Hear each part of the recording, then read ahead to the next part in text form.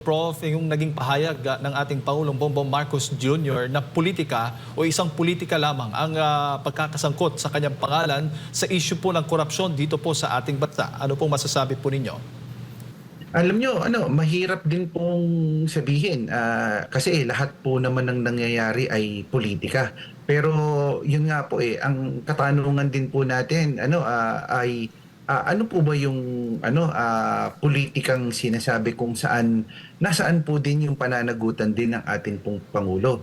Beyond politika, lahat naman po ng ginagalawan nila ay politika. Pero meron hong importanteng aspeto na dapat pong pinag-uusapan dito. At yun yung accountability po. Kasi po, paano po magiging politika ito to begin with kung nung dati pa lang ay sinita at pinuna niya at isinaayos ang budget at hindi niya pinirmahan yung 2025 budget. So, lahat ng ito, yun nga po all road leads din po sa accountability ng ating Pangulo. Tama po, pinapanagot natin at gusto nating mapanagot yung mga nag-insert, gumawa ng insertion. Nandiyan po ang House Speaker at nandiyan din po ang Senate President nung panahon na po yun na-identify at nagawa yung 2025 budget. Pero ang tanong po niyan, nung isinaayos, may sobra pa rin din po at pinirmahan din po ng ating Pangulo. So, hindi ko rin din po maunawaan kung bakit po ang pahayag din po ng ating Pangulo ay politika lamang. Gayong ang mundo ng ginagalawan nila ay talagang politika. Pero may accountability pa rin din po dito ang Pangulo at kailangan po itong maunawaan at maintindihan din ng taong bayan na bagamat madaling magsabi na siya ay pinupolitika o politika lamang lang lahat ng ito, may accountability pa rin din po siya. Opo. At isa pa sa mga nabanggit po ng Pangulong Bongbong Marcos Jr. na kumpiyansa po siya na wala po siyang kinalaman at hindi po siya dawit sa anumang korupsyon, sa isyu ng korupsyon, lalo na po dito sa maanumalyang flood control projects. Opo, maaari pong sabihin natin na wala po siyang kinalaman, maaaring hindi po siya sangkot, pero ang katanungan po natin ay ng taong bayan din is yung kanya pong pananagutan na kung saan yung pagpapahintulot po doon sa pagpirma niya doon sa budget. Kasi kung titignan po natin, bagamat hindi po siya personal na sangkot dito sa mga maanumalyang project na ito, ang tanong po yung pananagutan niya po sa kadahilan ng bakit niya po pinirmahan at inalaw po yung 2025 budget. Kasi po, yun nga po the bucket stops, may kasabihan nga po yun, yung the bucket stops sa presidente na kung saan pinahintulutan niya po ito. So babalik po tayo dun sa una nating usapin na kung saan tama, maaaring hindi siya sangkot, hindi siya walang direct interaction siya doon sa mga kontratista o kung ano paman.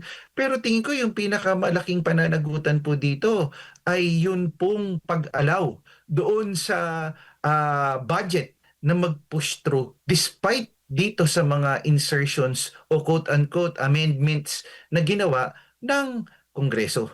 Opo. At yung ng mga nagtatanong kung ano bang ginagawa ng Pangulo, ang binibina po ng Pangulo, ito pong itinatag po niyang ICI. Ano ho ba, may mataas ho ba ang inyong tiwala dito sa Independent Commission for Infrastructure nga po, ang pag-iimbestiga po nila, kaugnay nga po dito sa mga flood control anomalies? Alam niyo po sa totoo lang personal po ito, hindi ko lang po alam sa ating pong ibang mga kababayan, pero sa akin pong personal na pagtingin ay walang, bagamat yung mga kinuha po nilang tao ay may integridad, yung gesture na hindi po pagbubukas at ito po yung lagi po nating ipinapaliwanag po kapag tayo po ay nagsasalita na kung saan hindi po natin maintindihan bakit ayaw pong isa publiko.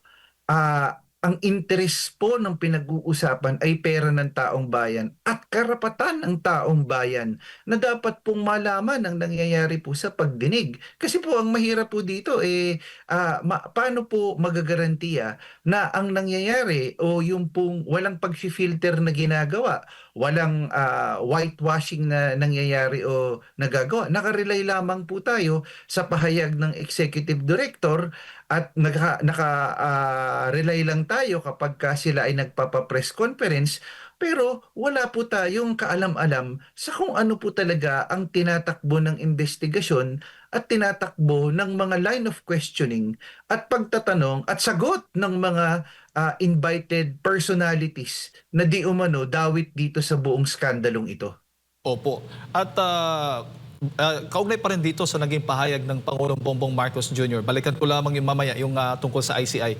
Ay isa pa sa mga naging pahayag po niya para patunayan na talagang hindi siya dawit dito at kumpiyansa-kumpiyansa ang Pangulo, ay handa po siyang buksan itong kanyang Statement of Assets, Liabilities and Net Worth o SALN nga po, Prof. Ano bang masasabi po niya? Sapat ho ba ito para patunayan na hindi po dawit ang Pangulong Bongbong Marcos Jr. sa issue ng korupsyon sa ating bansa? Naiintindihan naman po natin na in good faith na gusto po itong gawin ng ating pong pangulo pero tingin ko po hindi po ito sapat kasi tandaan din po natin ang salin ay may limitasyon din po sapagkat ang salin nakadepende po yan dun sa mga idinideklara lamang po paano pag hindi po dineklara. Hindi ho ba? So, mahirap din pong magsabi na kung saan bubuksan mo yung salin mo, pero paano yung ibang mga bagay na hindi mo idineklara doon sa iyong salin? Ikalawa, naintindihan din naman natin na ito ay to show the people as a sign of good faith. Pero hindi po ito tingin kong sapat na pagbubukas lamang ng kanyang salin o pagbubukas po lamang ng o paglahok niya kung siya ang imbitahan man ng ICI, which I doubt na iimbitahan siya ng ICI because he was the very person who actually created this commission. So parang yung pagtingin ko po hindi po ito sapat. Mas may kailangan pa pong managot, makulong na talagang sangkot dito at mas maging decisive po ang atin pong Pangulo pagdating dyan. Idagdag ko lang po, nagdagdag din po siya ng mekanismo na gawing transparent ang bicameral conference committee sa pag-livestream. Maganda po siya, showing again of good faith. Pero tingin ko hindi pa rin din po ito sapat. Dapat ho, kung talagang seryoso sila ho dyan, ay merong live audience, may identified civil society organizations, academics na lalahok po live na nandoon na nakaupo at kung meron humang point na nakikita po itong mga taong to na hindi lang po basta naka-live pwede hong i-call yung attention po ng atin hong mga mambabatas.